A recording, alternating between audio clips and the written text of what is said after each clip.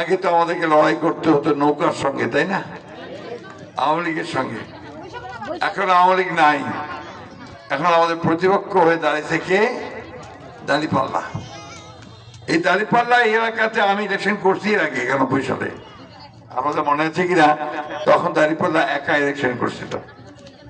এখানে কিছু ভোটও তারা পেয়েছিল, কিন্তু সামগ্রিকভাবে তারা জয়লাভ করতে পারেনি। আজকের এই ইলেকশনটাতে আমরা তাদেরকে দেখতে পাচ্ছি একটা অদৃশ্য শক্তি হিসাবে কাজ করতেছে। তো আমরা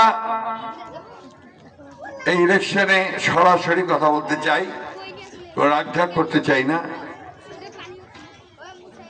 জামাতে ইসলাম বাংলাদেশের স্বাধীনতা যুদ্ধের সময় তারা বিরোধিতা করছে স্বাধীনতার।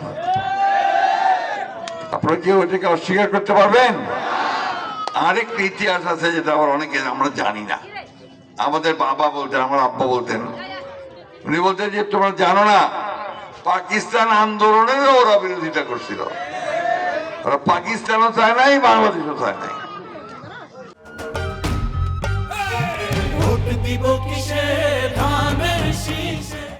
এটা হচ্ছে সত্য কথা, আর প্রমাণ আছে, বইপত্র আছে, সবকিছু আছে। শুধু তাই নয়, বাংলাদেশের আন্দোলনের সময় ওরা পাক সেনাদের বাহিনীকে সহযোগিতা করছে। আপনাদের এলাকার হিন্দু মানুষেরা তার অনেক ভুক্তভোগী হয়েছেন, বুঝছেন না? জাতি ভাঙ্গা একটা স্মৃতিসৌধ আছে, সেখানে অসংখ্য হিন্দু মুসলমান ভাইদেরকে গুলি করে হত্যা করা হয়েছে।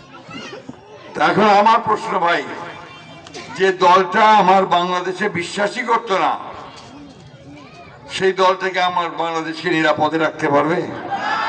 তারা যদি ক্ষমতায় যায়, তারা কি বাংলাদেশে ভালো করবে? বাংলাদেশের মানুষের ভালো করবে? করবে না। সেই জন্য আমরা বারবার বলতেছি যে এমন কোন দলকে আপনারা সমর্থন করবেন না যে দলটা বাংলাদেশে যে তারা খারাপ কাজ করছিল তার জন্য এখন পর্যন্ত ক্ষমা পর্যন্ত চায় নাই, মাপ চায় নাই। সেই দলটাকে আমি কিভাবে আপনার ভোট দেব? এই জন্যই আমি আপনাদেরকে অনুরোধ করছি যে ভোট আমরা দিব সব সময় বাংলাদেশের স্বাধীনতায় যে বিশ্বাস করে, বাংলাদেশের পক্ষে যে থাকে, তাকেই আমরা ভোট দেব।